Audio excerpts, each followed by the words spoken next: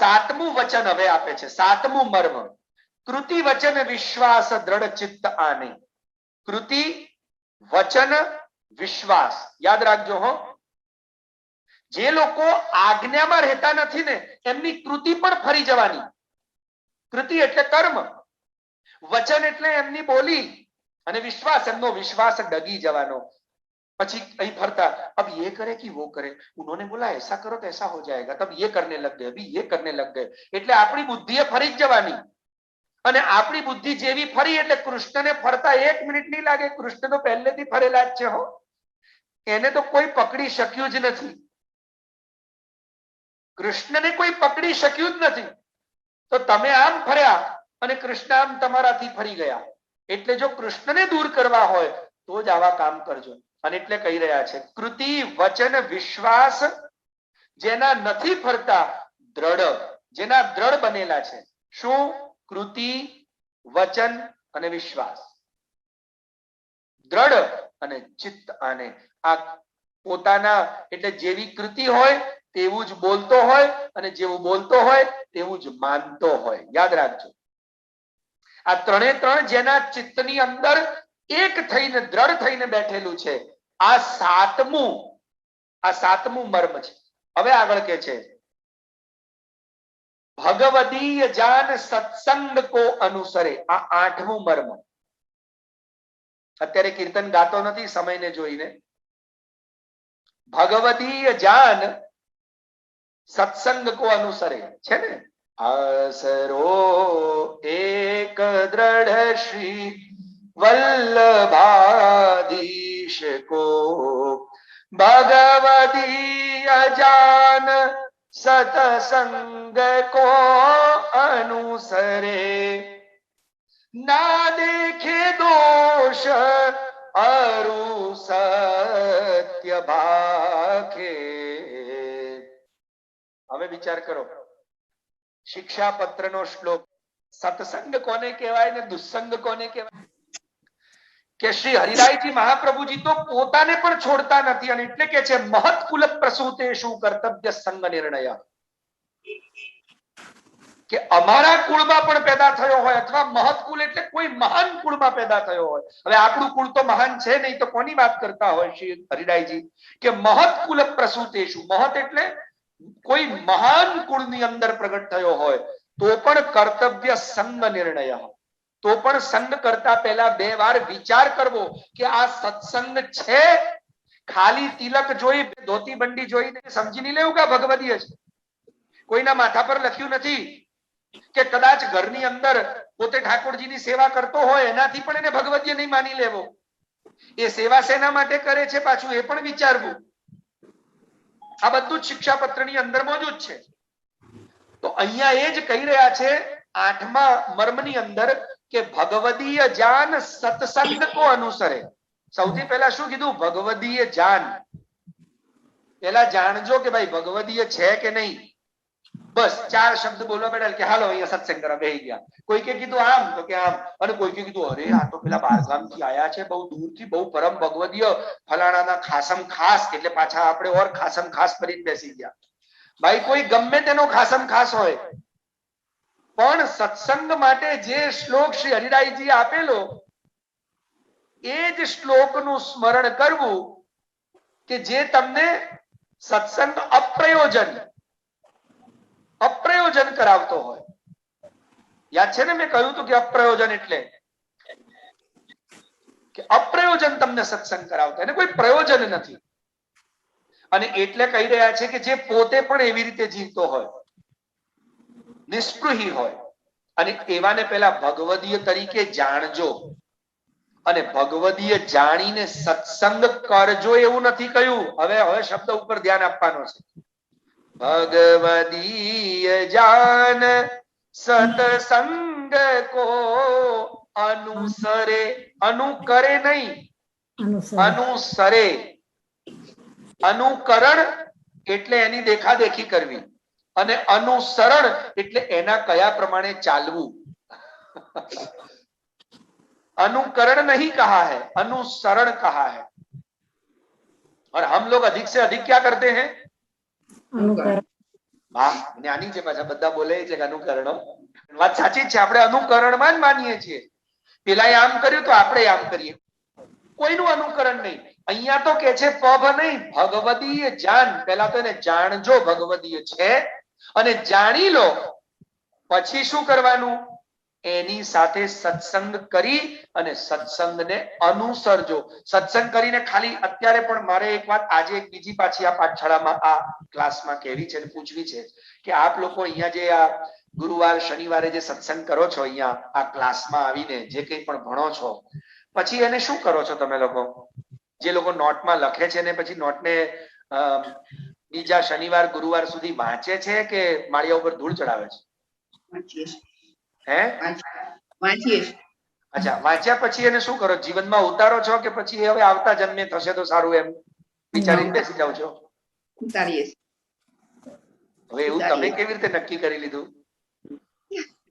હે, તમે એક સ્ટુડન્ટ એક્ઝામ આપે તો કે અમે તો પાસ થઈ ગયા, એટલે આપણે પાસ, હજી તો પેલો એક્ઝામિનર કરશે ને, એ તમારું પેપર જોશે કે આને બરોબર જવાબ લખ્યો છે કે નહીં. તમે અનુસરો છો કે નહીં એવું તમે કેવી રીતે ડિસાઈડ કરી લીધું?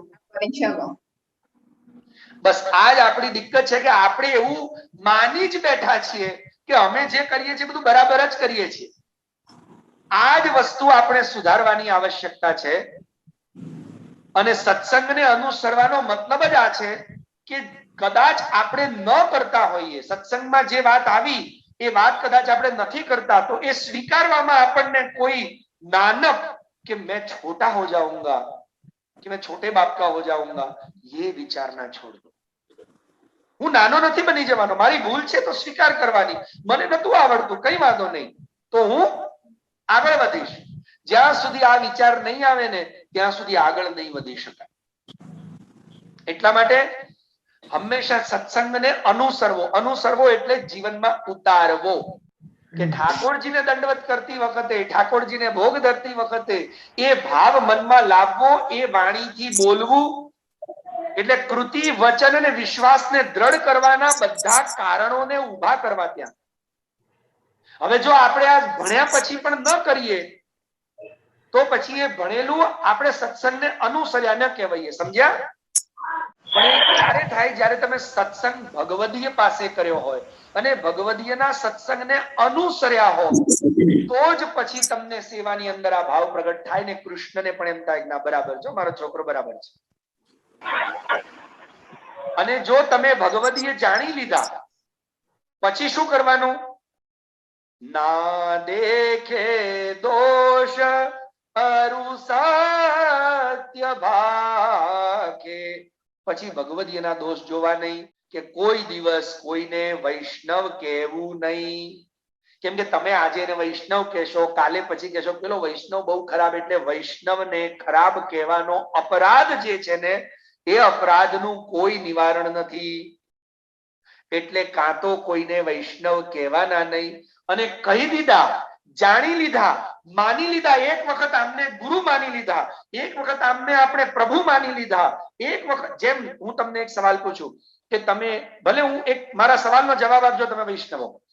તમે કોઈ પણ એક મૂર્તિ, હું અત્યારે એકદમ લૌકિક શબ્દોમાં તમને સવાલ પૂછું છું કે કોઈ પણ મૂર્તિને તમે કૃષ્ણ માનીને ભજી રહ્યા છો, છે કૃષ્ણની ઘણા બધા સ્વરૂપો છે, એમાંથી કોઈ પણ એક સ્વરૂપ મૂર્તિ તમે લઈ આવ્યા અને એને ભજી રહ્યા છો, પુષ્ટ કરાવ્યા નથી પણ ભજી રહ્યા છો 10-12 વર્ષથી, અને અચાનક 10-12 વર્ષ પછી આવી કોઈ એમ કે આને ફેંકી દો, તો તમે ફેંકી દેશો ખરા? ના. હા કે ના?